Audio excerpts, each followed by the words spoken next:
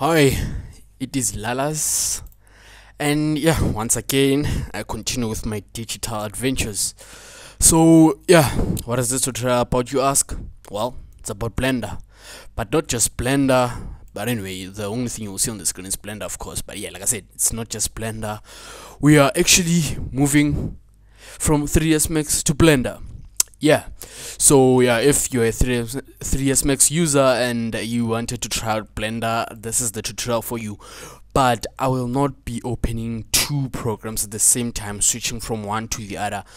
I'll just be working with Blender, and then I'll explain what I'm doing with respect to how that thing is done in 3ds Max. Yeah, so yeah, this is basically what you get as soon as you open Blender. And yeah, you just get your cube there, and that point it's a point lamp. It's a light, anyway. It's a light, and they call it a point. Okay, it's a point light, and then this is the camera. This is how you get Blender by default. And yeah, it might be a bit brighter than this. The whole interface might be brighter, and this might be blue because I changed it. Yeah, I'm sure it's blue. It's blue. See these orange colors, everything that's orange here might appear blue in your interface, and this might appear, it doesn't matter. But yeah, anyway, yeah, except this orange, this will remain as it is. Okay, cool. So yeah, like I said, this is what you get, and the first thing I want to talk about is just the interface, how the interface is, what's happening here, what is what. Okay, nice. So first thing to note is that you actually have windows here. It's not just one window. You have this window, and there's this window right here. You see the timeline, this is a window as well. And then you have this window. This is the properties window. This is where you can do a lot of things like set up rendering, set up scenes, set up materials, configure your camera, all those things. We'll just talk about it. And then here, this is called the outliner. This is what you can use to track your objects. We'll talk about that too. And then this is where you tell Blender, okay, now I want to use Cycles, which is an engine that Blender uses to render realistic objects. It's very good with realistic objects. And then Blender Render, well, it's the internal render that just comes with Blender. Well, Cycles also comes with Blender, honestly, but Blender is like, it's just inside Blender. You don't have to like import it or anything like that. Cycles, yeah, you might have to switch it on somewhere, but Blender is just the Blender render. Yeah, I don't have to explain much to that. And then Blender Game is when you want to start doing games. You see, even my properties window changed a bit. So yeah, it has start, see embedded player. It just tells you that, okay, this is a game. This is definitely a game. You don't have something like render an image or so. Okay, great. Now I'll just go back to Blender render there, and then this is where you will have a list of scenes if you have more than one scene. Right now I just have one scene. And then here, this is for views. This is just for views. Right now I'm in default, and then if I want to start compositing, I just come here, I click, and then yeah, there I have a view that is appropriate for compositing. And then if I want to do animation, I have a view that is appropriate for animation. You see, that's my camera view there, and then this is just the 3D world itself. Then that's the graph editor. Oh, this is the graph editor. That's the dope sheet. I think it's called a dope sheet. Almost all 3D modeling programs. Okay, great. Man, English. Nice. Okay, so you have the UV editing. This is where you'll be unwrapping and everything. We'll just talk about that. It works slightly different from 3ds Max. And then there's video editing. So yeah, I don't have to go through all of these. So yeah, just know that this is where you get a list of views with respect to what you wanna do. Yes, let's go back to default. This is what you get as soon as you open Blender. And yeah, so now the first thing I want to talk about is when you want to start modeling. You do not click your object and attempt to convert it to an editable poly. No, it does not work like that. In Blender we work with modes, and those modes are over here. You see, you have object mode, which is just the mode where objects are just objects. I can just select them, scale them, but I can't do much to them. I can just move them around. You can even do some simple animations. And yeah, and now in case you're wondering how I'm orbiting, in Blender you don't click Alt and then click your mouse wheel to orbit. You just click it. an orbit. Okay, it'll just orbit when you click your mouse wheel. That's it. And then if you do not have a mouse, which will be a problem with Blender, what you can do is on your numpad you can just click on 4 to rotate left, and then 6 for right, and then there's 2 if you wanna rotate to the bottom, if that's I hope that sounds right, and then 8 if you want to rotate to the top, and then 7 if you want to go to top view, and then 1 if you want to go to front view, 3 if you want to go to right view, and then the opposites you just say control. So control 1 back, that's the opposite of front, control 3 left, that is the opposite of right, then control 7, that's bottom, that is the opposite of top. Yeah, so anyway, right now I'm using a laptop that does not have a numpad, so I'm actually using those numbers at the top there, just below the F's, the F1s to F12. So if you are having the same kind of keyboard without a numpad, what you can do is just click on File and then User Preferences, and then go to Input, and then right here just click on Emulate Numpad. So it'll just automatically turn all those input options to the ones that I'm using, or the ones that are just numbers up there. So if you wanna go to front view, just click 1, 2. You'll get used to it. It might be difficult to get used the first time, or it might be difficult if you were used to using a numpad, in case maybe you played around with Blender before. So yeah, but anyway, it's not a big thing, it's not a big issue. I promise you'll get used to it. Okay, yeah, let me just leave that. So now, yeah, remember I rotate by just clicking my mouse wheel, and then yeah, move around. Yeah, that's basically how I rotate. And then now that's orbiting. Okay, orbit and rotate, it's the same thing, is it? Nah, it's different things. But yeah, anyway, I'm orbiting, I'm not rotating. So if you want to move in 2 dimensions, such that this view just moves to the left, right, up and down, you click Shift, you click your mouse wheel, and then you move around. So you see now it's just left, right, up and down, left, right, up and down. Yeah, so you'll find that you're rotating, and then this is just on the side like that, and you just want to move it to the center. So you just click Shift, and then you click your mouse wheel, and then yeah, the zooming in and zooming out is the same. So you just roll your mouse wheel, just roll it. That's what I'm doing right now, I'm just rolling it. Okay, nice. Now that that's covered, let's just come here. So yeah, in 3ds Max, if you were busy with your objects and you want to take care of pivots, like you want your pivot to be at a certain point in Blender, this is where you go for that. For right now it's at median point, which basically means that every time I select 2 or more objects, let me just undo. I just don't know what I did. Okay, so now if I select 2 or more objects, so what I'll just do now is just I'll click here, just so I have this cursor. Yeah, by the way, okay, yeah, I didn't prepare notes, so yeah, I'm just explaining these things roughly. They don't follow each other sequentially, but I promise I'll just touch as much as I need to touch. Okay, or I have to touch. Okay, cool. So now the way things work in Blender is that you have this cursor, right? You see it in 3ds Max. I don't think you have this cursor, I've never seen it. So you have this cursor, and what happens is if you put this cursor like there, and then you add an object, that object will be added where the cursor is. Okay, so you can just come on Add, and then you go to Mesh, and then just select Cube or anything you like. I just want to have 2 objects in here. I could have used the camera, but it doesn't matter. So you see, the cube just appears where the cursor is, and the center of the cube is just where the center of the cursor is. The cursor, I mean. So what you can do is, let's say you selected 2 objects. Now to select 2 or more objects, you're going to have to use Shift. You don't click Control. That's one thing you might hate about Blender if you're moving from a different software. So instead of clicking Control, you click Shift, and then you click your second object. That is right click, by the way. That's how you click objects in Blender. You right click, you don't left click. So I'll select this object and then Shift, select the next one. Now you see my gizmo is at the center. I'm just assuming that this is a gizmo in all programs, because that's what 3ds Max calls it. I did not know what to call it until I was introduced to 3ds Max.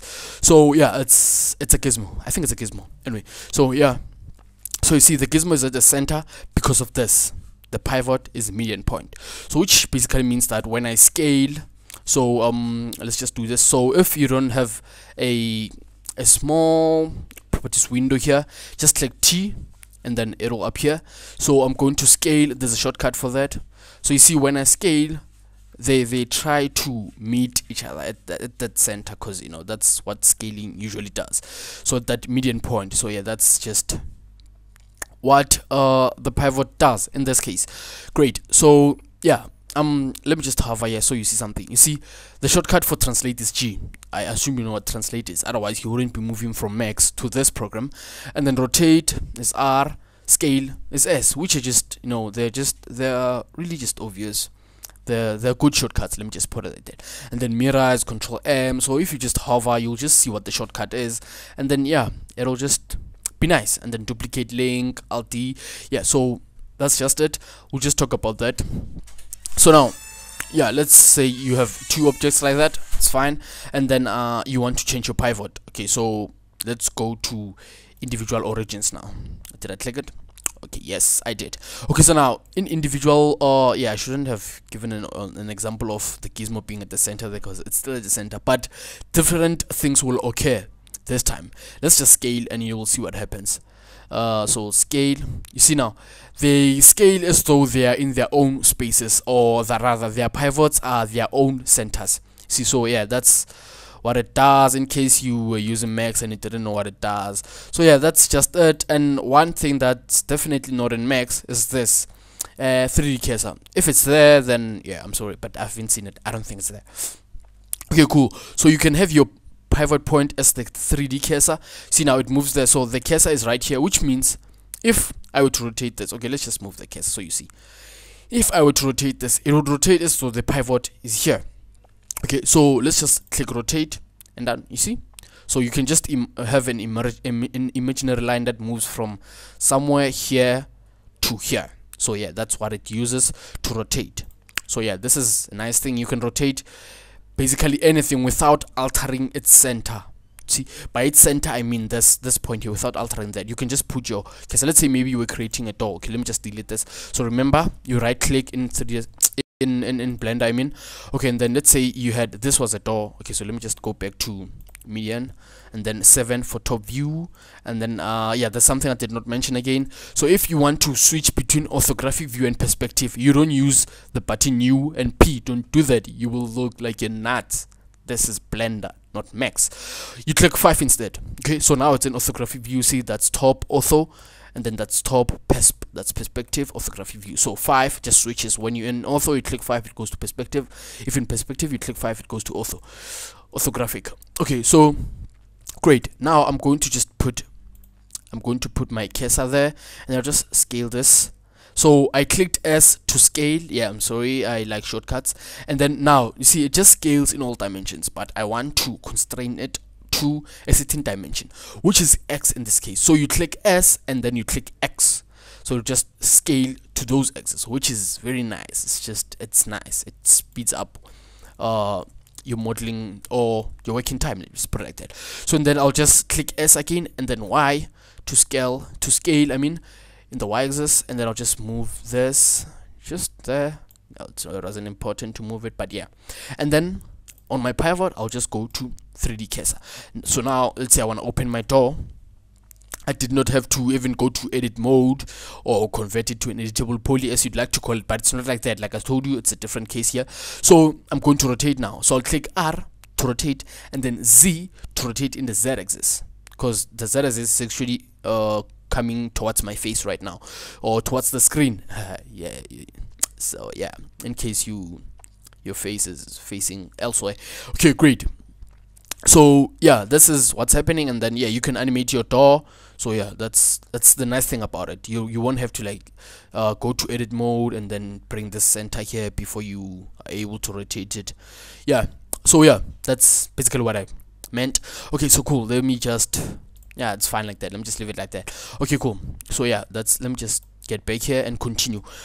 Okay, nice. So now this is where you have for example, on object, this is where you have things that you can do onto your object. For example, there's transform, and then yeah, well, transform, there's still this grab move is still over there, which is G. So the shortcut is G. It moves in all dimensions, and then X, only X, Y, only Y, and then Z, only Z. It's an orthographic view, so the size is not appearing to change, but what's happening right now is it's moving towards me and away, or towards the screen and away. So yeah, that's it. And then you have mirror if you want to mirror your object. And then this mirror does not necessarily create a mirror such that it's gonna be a copy, and then you have this object that is like a combination of one half and another. If you do this mirror, it will just mirror the object, so the object will change. It will be like you're moving it. I can't explain it thoroughly, but it will make sense when we do something like that. Okay, okay, let me just do it. No, yeah, it just sucks when I try and explain something and it just doesn't make sense. Okay, so the shortcut to that is actually Control M. So I'll just click Control M right now, and then X to mirror to my X. Hey, what happened? Why didn't you want to mirror? Okay, Control M. Why? Okay, yeah, it does not work here for some reason, but in edit mode it works.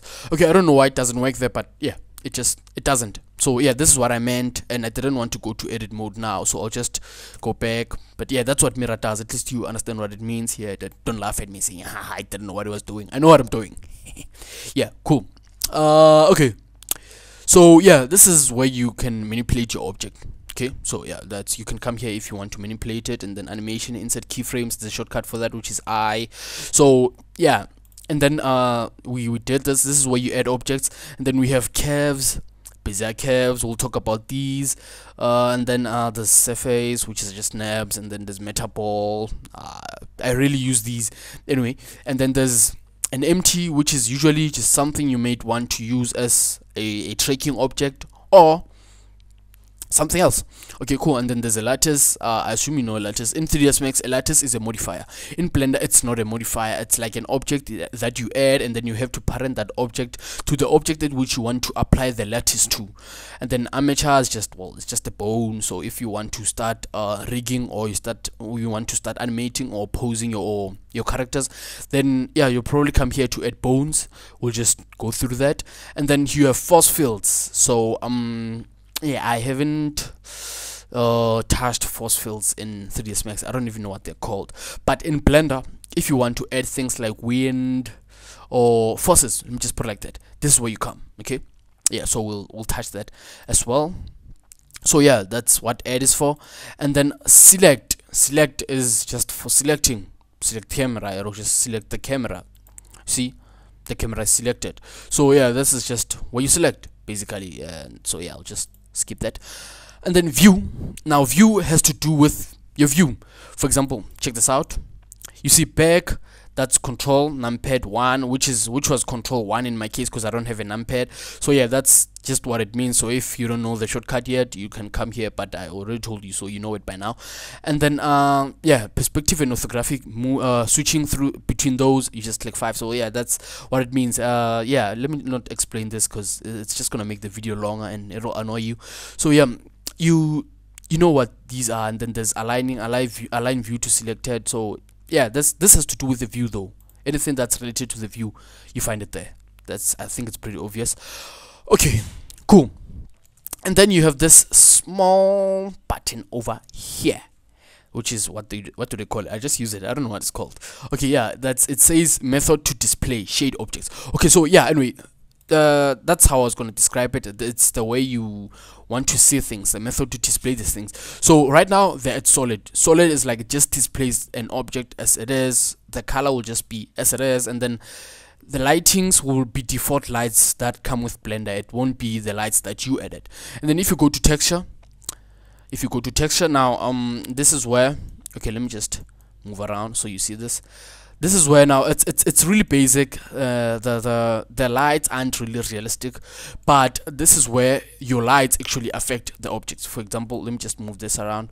By the way, to be able to do that, I just clicked just inside this circle. So yeah, I'm able to move it. Otherwise, you can just click on a specific axis and then be able to move it. So you see now the light is actually affecting my scene. You see, yeah. So if you want something like this is where you go, but it's not realistic. You should know that this is not realistic. For it to be realistic, you have to do something. I'll show you what it is.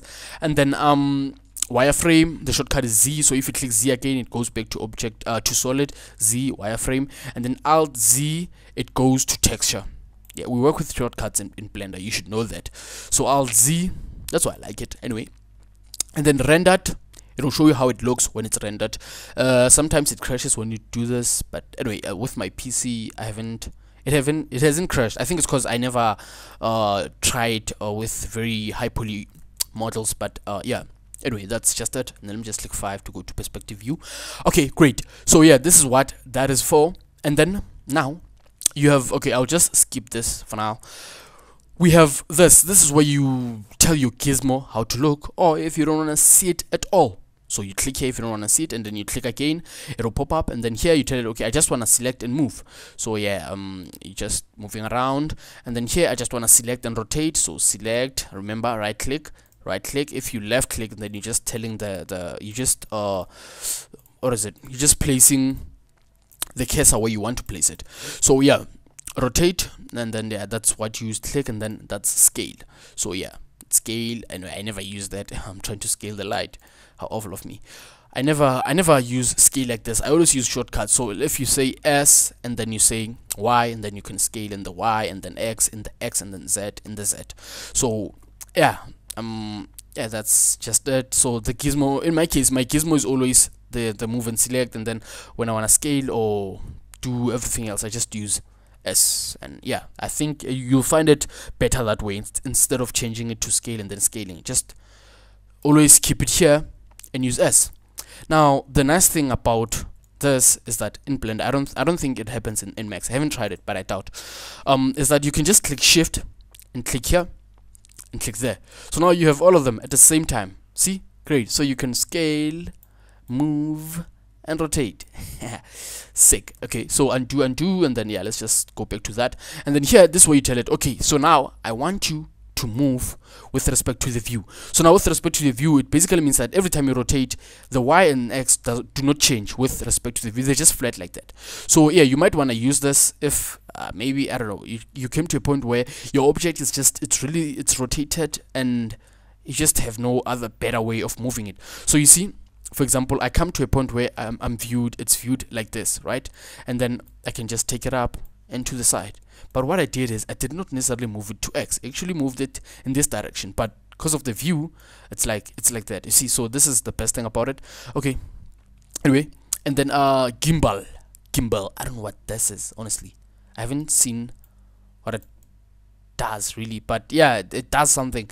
And then global, that's the one we've been using. Okay, I think I saw what it does. I just saw what it does.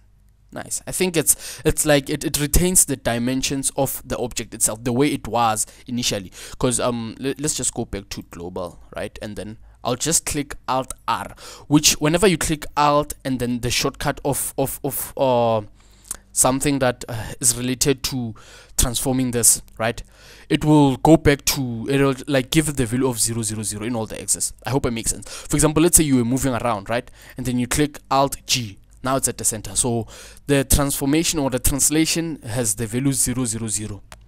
X, Y, and Z have the value 0, 0. So if I click Alt R, then the rotations, it's the same thing. So you see now, my Y is facing that way, and then X is facing that way, Z is facing that way. So I'm just gonna rotate it in Z. So now remember, when it was before I rotated it, this was actually facing that direction, and this was actually facing this direction with respect to this shape. So if I go to gimbal, then there it's actually, it just follows it. So yeah, I think that's what gimbal does. I hope I'm not wrong, and I hope I'm pronouncing it well. Gimbal. Okay, cool. So now normals, yeah, one may argue that normals and gimbal are the same thing, but normals are the ones that I understood to do this. The way what they do is the axis will just point where the normals are pointing. Okay, let me just show you. I'll just go to edit mode, and now I'll explain how things work in edit mode, but for now just ignore this. I just wanna explain normals. So I'll just rotate this in Z. So now you see it's still facing that way. So that's what normal does. It allows you to even work with these things even in edit mode. I don't think gimbal will work the same way. You see, they changed, but they weren't supposed to change, because yeah, see, with gimbal is like, it's almost like it's kind of global, but with respect to the object that it's working on. You see, it's the X, the Y, I mean, is still facing there even on this face, but when you go to normal, it's a different case. Normal is, it's like the face, the Z is facing where the face, the normal of the face are facing. Man. Yeah, I have pronunciation issues, but yeah. Anyway, I think that was clear. So that's what normal does. Well, I'll explain it. It'll be thoroughly as I go on. Don't worry. So delete faces. Man, this tutorial is gonna become really long, but yeah, just please bear with me. Now, I hope I made sense with the normals. I mean, normals are like the directions of a polygon or a face. Okay, so yeah, let me just skip that. Okay, so normal, and then we have local. Local is almost like gimbal, I'd say, but yeah, it's still the dimensions of an object. The locally, it's like you see, like X is facing that way, but in this case, I think it's off the. It's like it's related to the whole object, not faces. So let me just move this and see, and then rotate it. See, it's still the way it was. So yeah, normal and local, I mean, and gimbal work almost the same way. I'm sure there's a difference, a slight difference. I'm not sure what it is, but yeah. Anyway, now you know global. So let me see. Yeah, that's it. And then view, we touch that. Okay, fine. Yeah, let me stop talking too much. Okay, cool. I said I will explain the whole idea of edit mode and everything. So yeah, please bear with me. I'm still trying to have you know how the interface works, and then we'll get to the other stuff that you might be curious with. Okay, curious about. Nice.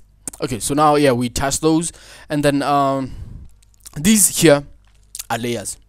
So Blender has about 20 layers, I think. That's 1 2 3 4 5 here, 5 10 15 20. That's 20 layers, and yeah, you know what layers are. I would assume so, otherwise yeah, you wouldn't be trying to switch between these. But layers are just layers. Let's say you have an object that is in a different layer. For example, now I selected layer number 2 and there's nothing in there, and then layer number 1, that's where everything is basically. So these are layers, and then here you have okay, let me just skip that, just talk about that. And then this one is proportional editing object mode. Okay, so this now in 3ds Max is called soft selection. You only get it if your object is converted to editable poly. I think I'm not sure if you get it in other modifiers. I'm just saying modifiers because in 3ds Max it's modifiers. In this case, it's just a mode. Remember, it's just a mode. But yeah, that's what it's here. Instead of having it to in the modifier where it's called soft selection, you get it here. You turn it on here and off there. So we'll just talk about it when we go into edit mode. And then these are snaps. So to turn it on, you just click there. That's how. Oh, shift tab. Yeah, I didn't know the shortcut, so I just waited for it to pop up there. The shift tab. So yeah, and then you tell it, okay, I want you to snap using increments. So yeah, in the case of increments, it's like you can move from anywhere. Increments do not necessarily they don't like restrict you to a certain point within the viewport, but you can move from anywhere. But as soon as it moves from that point, it's going to increment. It won't just move. So let's say you move in this object in this direction, it will move maybe by 5 units, for example. Yeah, that's anyway. Why am I explaining this? I mean, if you're moving from X, then you probably understand these, right? So yeah, I'm sorry, forgive me, but otherwise, yeah, that's just it. Okay, so you can snap on faces, you can snap on edges, and then you can snap on vertices, and then yeah, you can snap on a volume. I've never used that, nor do I totally understand what it means, but I think it snaps on the whole object. I think that's what it means. Yeah, and then yeah, so yeah, and then you have that, which just just renders. It's like, it's not really a render, but it takes a snapshot of your viewport. So if maybe you did not want to render anything, or maybe you're doing tutorials and you just wanna have your picture there, so you can just click on this and it'll just create an image of your actual viewport, and then you can just save it. Image, save as, and then you save it. Okay, we'll talk about that. So I'm clicking escape to go back, and then yeah, this one I haven't used. Let's see, OpenGL render active. Let me just see what it does. It does almost the same thing. Oh yeah, but it looks like it's actually going through all the frames. So I'm not sure if it is actually creating a lot of frames, or I think it's doing that anyway. So you can, yeah, I think these two things are doing, yeah, no, I'm sure it is like that. Otherwise they wouldn't just be next to each other. This is just for animation, and then this is for animation. They're doing the same thing. So if you just wanna animate things from in here, then you can do that, which is cool. I didn't know that. It's nice doing tutorials, you learn things. Okay, cool. So yeah, that is it for this. And then yeah, when you go to edit mode, things change a bit, just a little bit. It's not a lot, but yeah, we'll talk about it. So nice. Yeah, so now we talked about object mode, and I feel I should stop the video, but you know what, you'll just pause it or watch it to where you want to watch it. So let me just continue. Okay, so yeah, to continue now, let's say you want to start modeling, right? You want to just jump to modeling. So now what you're going to do is you are going to go to edit mode. This is where you go. Remember, you just click here, you go to edit mode. There's sculpt mode as well. Yeah, you can sculpt in Blender, and it's very good with sculpting actually. And then there's vertex paint, where you want to paint your vertices. Weight paint. Okay, it's like, let's say you have vertices that you used to animate a hand. Let's say you group them as a vertex group, and you want to animate a hand, somebody's hand, and then you want your bones to actually affect particular or certain vertices like differently from how it affects other vertices. Yeah, this is what you do. You just weight paint it, so that, okay, let's say you give it a weight paint of 1, then you affect it completely, and then a weight paint of, let's say for example, 0.5. I know it doesn't make sense, you can't paint with values, but I want to give you an idea of how it works. So 0.5, which might be less red as you paint. Okay, let me just show you quickly. So you see, this is red. So yeah, see, I only have about 1, 2, 3, 4 vertices. That's why, like, when I try to do the center, it doesn't work, but when I come to the corner, it works, because it's just where the vertices. So when it's red, it means it affects it completely. And then yeah, that's basically what it is. You see it, let me just click a bit. Okay, I can't. I hoped it would just turn yellow a bit. Yeah, see, it's a bit yellow in this case, so which means it affects it slightly, not as much as it will affect the red part. Yeah, that's what it means. I hope that makes sense. And then texture paint, well, this is texture painting. This is where you paint for your textures. Okay, there's something you have to do before you start painting, because you know it has to paint on top of something like an image or a UV unwrap or so. Okay, so yeah, we'll talk about that. Now let me just go back to edit mode. So now in edit mode, the first thing you will have is vertex. Now, how did I get that small window there?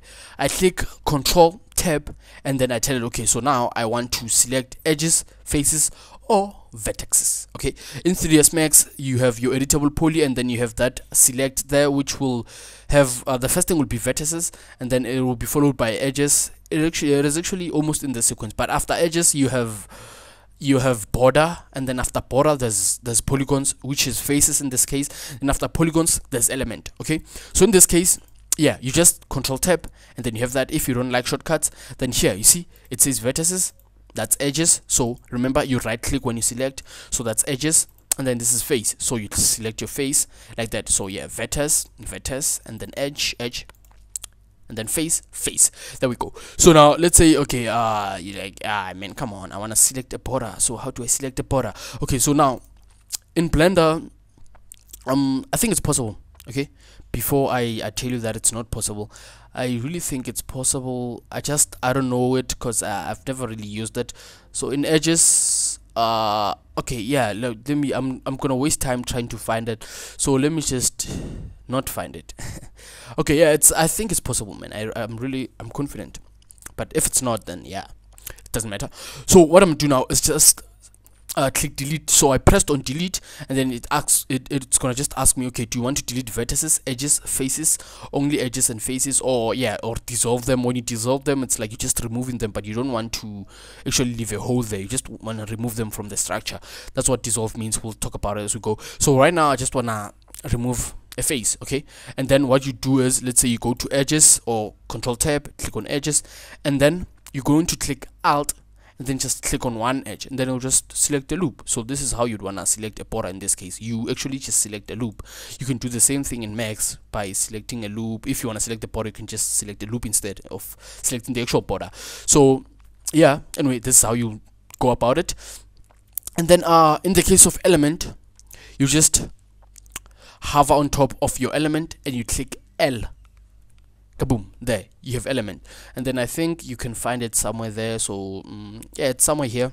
I don't know, I just used the shortcut. I've never actually came here looking for it, but yeah, it's somewhere there.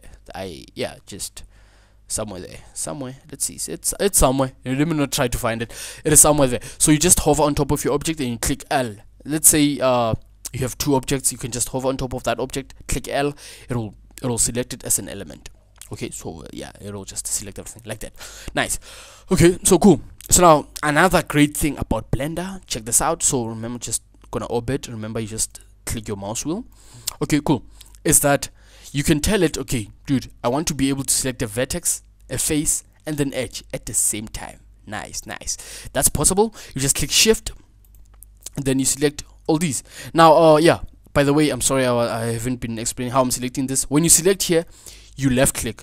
Don't try right clicking here, it'll just give you an option like that. You only right click inside of this, or when you, yeah, inside of the viewport. That's where you usually right click when you want to select something. But in here and here, well, it's just left click. Yeah, that's really annoying when you start learning Blender, but you'll get used to it, trust me. Okay, so now I can select a vert, I can select a face, I can select an edge. Nice, right? All at the same time. This is nice. So yeah, this is the great thing about it. So yeah, that's just it. And yeah, that's basically it. And the thing about Blender, I noticed that in 3ds Max, if you like select 4 verts like that, you can't necessarily claim that you selected a polygon, but in Blender you can. So if you wanted to change this material here, like you'd give it an ID in 3ds Max, you can actually do it in vertex mode. Just select 4 vertices, which will consume time, but anyway, you might have time. So yeah, you can actually claim that you selected a face just by selecting 4 vertices like that, or 4 edges like that. So yeah, I think that's why their coding actually allowed them to be able to do something like this. Or the Blender, yeah, the guys that made Blender, that make Blender. It's a community project anyway. Okay, cool. So yeah, that's it. And then yeah, proportional editing. Remember I said in 3ds Max you go to soft selection if you want to use something like this. Now to explain thoroughly what it does, so what it do is just enable it, right? It's enabled now, and then you have all these shapes here, which is basically how this thing will react, or the shape at which it will react, right? So what I'm going to do now, I'm going to click A to deselect everything. So when something is selected and you click A, it will be deselected, and if nothing is selected and you click A, everything will be selected. Okay, and then I'm just gonna come here and click on subdivide. This is where you can subdivide. So just subdivide it, which is not a good thing, by the way, because you just have a lot of topology or a lot of faces. Okay, great. So what I'm going to do now is just click on one vertex. Remember, I'm right clicking, and then I'm going to just move it. So see, this is enabled, this is on, and then you see when you move, it tries to create this shape, you see. So yeah, it's like soft selection, man. I don't have to explain this. Yeah, you know soft selection. I mean, you've used 3ds Max, right? Yeah. So there we go. And then sharp, it'll just be sharp. So you see, it's actually sharp. It forms a shape like that. Let me just go to this view so you see. So yeah, and then random, it'll just randomly move things up. You see, they're just randomly moving up. Then you might want to do that if you're working with landscapes and then you just want it to be rough down there. Okay, cool. And then sphere, well, yeah, I don't okay, yeah, now it's just moving because everything is inside that, but is inside this circle. So if I can just do that, so it forms a circle, and then yeah, that's what it does. Constant, I don't know, yeah, you might use it somewhere, but I don't use it a lot because it's ugly. Okay, cool. So yeah, that's it. And then yeah, that's basically it. It does not give you a lot of control, unless if there is a way that which you can get control, and then I just don't know it exists. But yeah, it's just like that. Okay, so let me see, let's go to projected and see. Yeah, it's just like that. I don't know if there's a better way, like if you could have some sort of graph where you can actually control the shape. Yeah, I don't think there is, but if there is, then cool. I promise I'll just edit on a tutorial in the future. Okay, cool. So yeah, that's it. And then I'll just switch this off, disable, or you can click O as the shortcut. O, the actual O, not 0 O.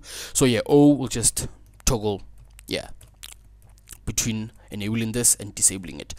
Okay, cool. And you have to make sure that your cursor is inside the viewport, otherwise it won't work. See, every window has its own shortcut, so that's the nice thing.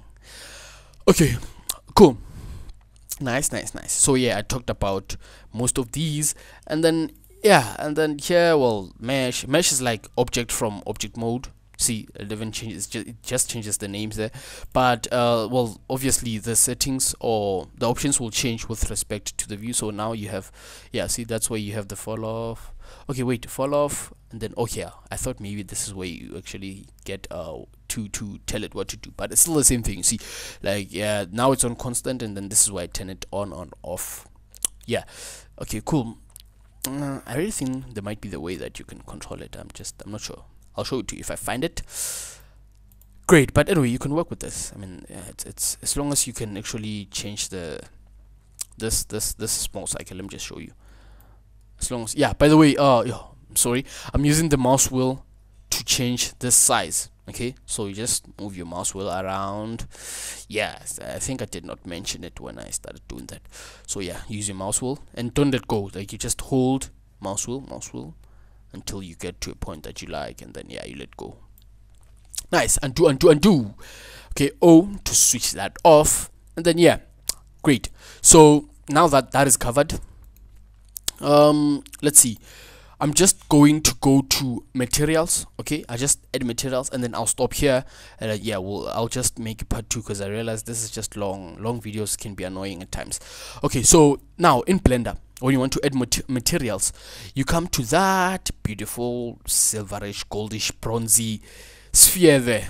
Okay, so you click on it. Remember, you only right click here. Anywhere else, you left click. See, I'm left clicking to select, left click, everything, and then you right click in here. Okay, cool. So you have to make sure you selected your object. Of course, that is like, it's a common logic with all these 3D programs. And then you left click here, and then after that you say new. Okay, so now when you say new, this material will actually affect the whole object, right? So whatever I do here will just be the color of the whole object. So now the way things work with Blender is that as soon as you choose a color here, this material will actually affect the material of the object in the viewport, unless you are in a different engine, rendering engine. Okay, so in this case, yeah, in Blender this happens basically.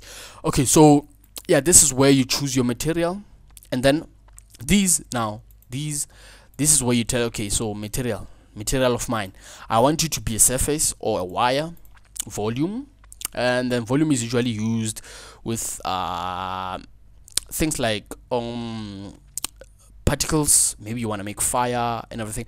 Yeah, that's what you use volume. And then other things, I'm just not sure what, I haven't messed with it, and it looks, it's interesting. You see, all these settings are interesting, so I probably should get to it. Okay, fine, but doesn't matter. So wire, yeah, that's if you want wires. And then halo is like something that is not it's like a particle. Okay, something that you cannot touch. It's like mist, a star, or anything like that. Okay, so well, I think you can touch a star and probably burn and die or something. But anyway, yeah, that's it. And yeah, so you have diffuse like that. Oh wait, there's a cold star. I think, yeah, I read about it. There's a cold star, so you just either burn and die or freeze and die. Okay, cool. Yeah, so diffuse is the actual color, and then specular, this is where you tell it. Okay, so remember, right now it's just the Blender internal, it's not cycles. We'll come to cycles. I just wanna show you, if you get this, and then cycles will also be easier to use. Okay, cool. Specular, this is where you tell it, okay, so I want you to have specular, I don't want you to have specular. You know what specular is? Yeah, that's, anyway, it pops up there. That's so yeah, that's that thing that's shiny there. Okay, great. Yeah, I'm horrible at explaining at times. So nice. Yeah, that's what specular is, and it's very important because that can actually say this is just clothing. So you can assume that this is just a shed material, and then now it's something else. It's like let me just decrease the hardness. It's like rubber now, and then it's plastic now. Just increase that. See, so just because of that, just confuses your brain. It's just, well, not confuse it, but convinces it that it is a certain thing. So anyway, yeah, that's where you change your specular. And then yeah, you might want the model to be a certain thing, like fog. I always use Cocteau, but these things are actually important. They help you out if you want to achieve something quickly. If you stick to one thing, then it might be a bit difficult to achieve certain things, or it will just consume time achieving them. Yeah, with the diffuse, the same thing. I usually use Lambert, but this Fresnel, I hope that's how they pronounce it. I don't know what this is. I never use it. Mignette. Oh yeah, I think that's what they call it. Anyway, like I said, these things are important because they help you achieve certain things quickly. For example, you see what it's doing. You might find that you want to do a material related to something that's just like that. You see, like check this out. So yeah, you wanna mess with that. So let's just go back to Lambert. And then specular, diffuse, close those, and then there's shading. Now shading is like if you want your object to emit light, you just give it that. And then shadeless, it's like, yeah, it's shadeless. It's like you're killing, it's almost like you're killing its dimensions, kind of. But you know, when something is shadeless, its dimensions are usually confusing. So yeah, I don't know why you'd want to use that now, but you can use it for if you were actually creating light itself, right? You want to go for shadeless. Okay, because anyway, it's not possible to see the dimensions of something that's just glowing. To be honest, you just see a flat thing that is just glowing in most cases. Your brain might assume it's spherical because you know it's spherical, but in the honest truth, when you look at it, you just see a flat thing. And then yeah, so yeah, there's ambient. Let's see, I don't know what ambient does. I just moved it and I hope that something will just happen so I see what it does. But yeah, I usually just emit, and I never use ambient, but yeah, I'm pretty sure it does something. I see it's off now, so which means shadeless does not use it.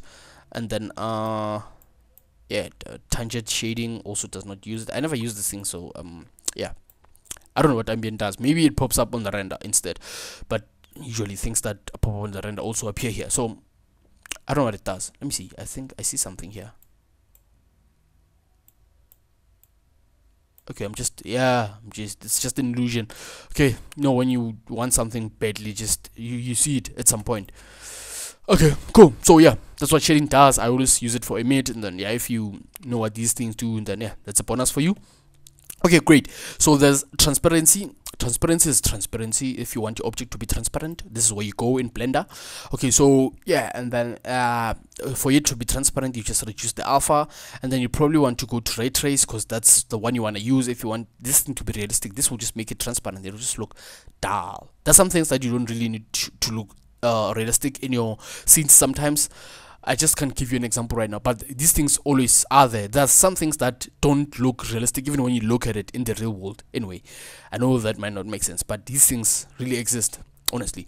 Okay, cool. So ray trace, and then IOR. Is it IOR or okay, yeah, this is the index of reflection. Oh yeah, index of reflection. I thought this was a Q. No, I've been using Blender for so long, I just thought this was a Q. I wasn't aware that's just index of reflection. Sometimes you just become dumb as a human, you know. But anyway, index of reflection, I assume you know what that is. It's like the bending of light. Yeah, it's like the 12th grade science if you did science. But anyway, you should know this. It's not really deep science. Yeah. So yeah, the bending of light, that's what it does. So whenever light bends, something like this happens. It's like you know, when you using a magnifier, yeah, magnifier, it just bends light at some point. So that's why things just appear zoomed in. So yeah, that is what it's doing right now. See, there's all these things are actually from the back, and they're just starting to have these funny shapes because I'm changing the index of refraction. I mean, not reflection. Oh, nice. See that? Now it's becoming nice. Cool. Okay, great. So now yeah, and then there's gloss. The amount is at 1, and so now gloss, if you decrease the amount, then it might become, yeah, I hope that will happen, and it happens. I only use it in mirror. It becomes rougher. Okay, so yeah, the transparency just becomes rougher. That's what it does. And then yeah, and then that's basically what it does, basically. And then the threshold, I'm not sure if this is, yeah, I think it's on. So yeah, threshold is like the size of something, so you might want to play around with that, see what it affects there. It's just the size. And then the samples, well, samples are samples.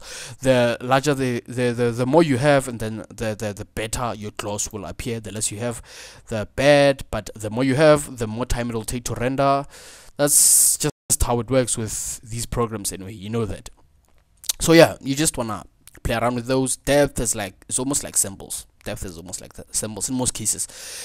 Yeah, so yeah, that's transparency there. And then yeah, you probably want to use that. And then mask works well or hand in hand with materials, but yeah, we'll just when you add textures, because I mean materials right now. Okay, cool, that's transparency. And then you have mirror, then reflectivity. You definitely want to keep this at a lower value. Blender works with very low values. You don't have things like thousands here. In Max you have like temperatures and then they go with thousands. Here it's like you just work with 1. In most cases it's just 1, between 1 and 0, so you just add values there. When you think about it, this is like thousands, this is our thousands in Blender. Okay, so yeah, that's 100% reflectivity. And then you have something like that. And then yeah, like I said, gloss I always used here, so you see the reflections become rougher now. So yeah, if you want to make rough reflections, or you want to make something like a pot, you definitely want to come here. These old pots, they're not completely reflective. Yeah, they're a bit rougher. And then there's anisotropic. Okay, so yeah, what this does is it changes the direction of light when it hits an object. It's like, the reflections on a pot aren't necessarily the reflections as they aren't necessarily the way the environment is. Sometimes you see things that are a bit stretched, or yeah, they just appear funny, or on below the pot, you see the reflections actually form circular shapes at some point. I hope that makes sense. But yeah, that's what you want to use. This is the concept of this is just that's what it does. And then yeah, that's depth. Like I said, depth is almost like symbols. So yeah, the depth of the reflectivity, symbols of the gloss. Yeah, the higher this is, the better it will appear. So switch that off. Then subsurface scattering. Now this is what you use to make things give the idea of being realistic, right? Okay, so let me see, what would be the reason for, okay, right now it's not, I think it's off. There's something that you have to do before I turn it on. I just don't remember what it is. Oh no, I think it's, no, this is fine, man. I think it's because of, am I right? Okay, yeah, there's something I did. Oh, shadeless, damn it. Why didn't I turn you off? Okay, cool. So yeah, subsurface scattering, what it does is it allows your object to have color variation with respect to light. For example, the thing that makes your face look realistic is the fact that when light hits your face, right, there's a lot of things that happens. For example, some parts reflect more light, some parts may not, and then somewhere you have shadows, and within those shadows there's actually the color of your skin. It's not like it's actually dark shadows. If you are brown, or yeah, let's say you have a brown skin, within those shadows it's like you have this brown color. For example, here you have a shadow, right? It's like black is mixed with green. So this will give you the idea of what subsurface scattering does. So you have just samples there, which is skim milk. You might use skim milk for your face depending on what you want. It's not like it's actually used for skim milk alone, but there's a lot of things that behave the way skim milk behaves with respect to subsurface scattering. So that's what it does. So you'd want to use that if you want to make realistic faces, especially organic faces, because I think, yeah, most of them are actually organic here. Apple, chicken, cream, see skim, skin, whole milk, potato, ketchup. Marble is like the only thing that's not organic here. So you probably want to use subsurface scattering when you're working with organic models. Okay, so strand works hand in hand with particles, hair particles. We'll just skip that for now. And then yeah, options, traceable. The object is traceable and it has shadows. You might not want some objects to have shadows. I hope I'm not lying to you. Yeah, ray tracing calculation. So yeah, so if this is off, then yeah, it won't be, the shadows will not be calculated, but the object you might be able to see it anyway, even in that case. And then shadows, so this is where you tell your object to receive shadows. So you might not want your object to receive shadows from other objects, so you just switch that off. And then if it's on, and then yeah, you might happen if your object is transparent and then you put it somewhere, the shadow will not be transparent. So what you will do is you click the surface or maybe all the objects and you tell them, okay, receive transparency. That way whenever light shines to your transparent object, the other objects will receive a shadow that is actually of an object which is transparent. Yes, and then this way you tell it, okay, so I want you to cast shadows. If you say cast only, then it will just cast shadows, it won't be rendered. So yeah, this is where you basically go if you want to work with shadows. And then custom properties, add, I don't know what that is, I just click add, hope something will pop up that I'll understand. I never come there, but I see I'll have to come soon. Okay, great. And then this button here is the button you want to click if you want to use nodes. I think you know what nodes are. If you don't, nodes are those things, damn it, like I told you, I'm better at explaining, but nodes are like it's like they're usually those small interfaces that you use that are like relationships. It's like they connect with each other, and then yeah, in 3ds Max you use nodes. In Slate, I think it's Slate, in materials, Slate something. A lot of people usually use compact, they hate that, but it's actually it's better than compact. It allows you to think in terms of your materials. It's like it just allows your logic to work better. So yeah, this was a long video. Thanks for watching. And yeah, oh yeah, by the way, let me just talk about this. Let's say you want to see how your materials look using a cube. You just click there, then a face, you click there, a plane, and then a monkey, which they call Susan. This is Susan, don't call it monkey, call it Susan. This is Susan right here. So you click there, and then yeah, this is trans, and then yeah, it goes back there, and then just a scene back there. So this is the scene. You see this is a cloud, this is the sun, so it just tells you how it looks yeah, with respect to the sky or a scene. Let me just put it like that. Okay, nice. Yeah, enough talking. Goodbye, good night if you're watching this at night. Good everything, basically. Stay good. Thanks for watching. Bye.